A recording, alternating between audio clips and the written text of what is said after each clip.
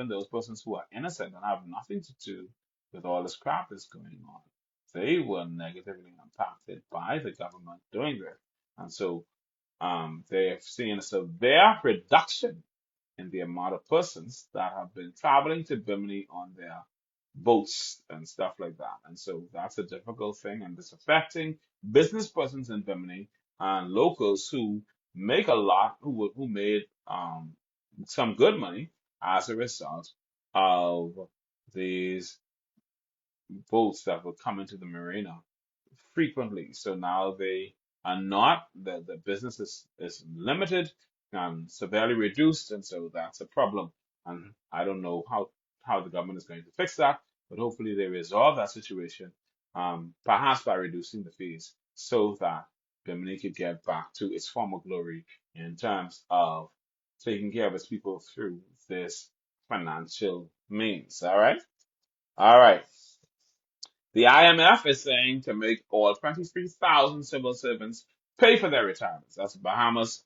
They want Bahamians to. I know. I think I got my laugh from Ingram. I don't think he got his from me. The International Monetary Fund, the IMF, is urging the government to mandate that all 23,000 plus civil servants contribute to funding their own retirement so as to protect taxpayers from further growth in the $2 billion plus unfunded public service pension liabilities. That's $2 billion.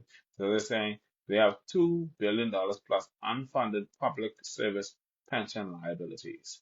You know what? I ain't gonna talk about that right now. I just letting you all know because that's a story that's in the Tribune. But the IMS is saying you all 23,000 public service workers, you all pay your own retirement. All right.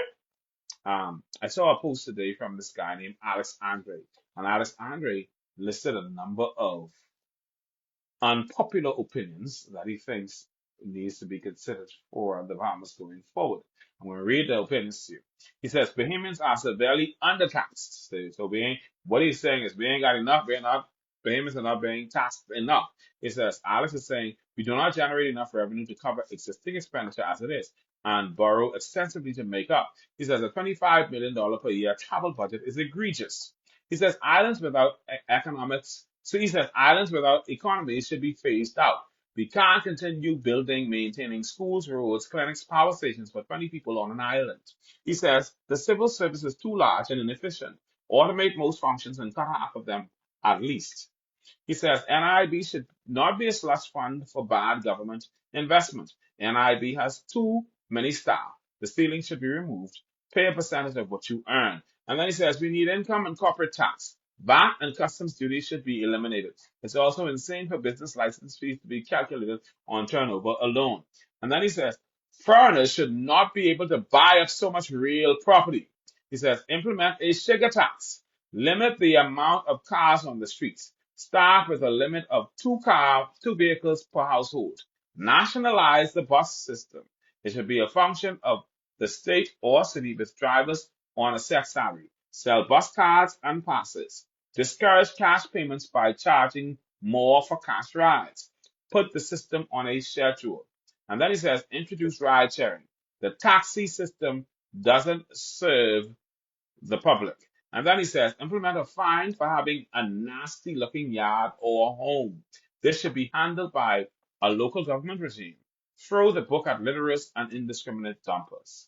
And so he has some very good points. Now, in my mind, but some people might not see that, but I think he has some very good points.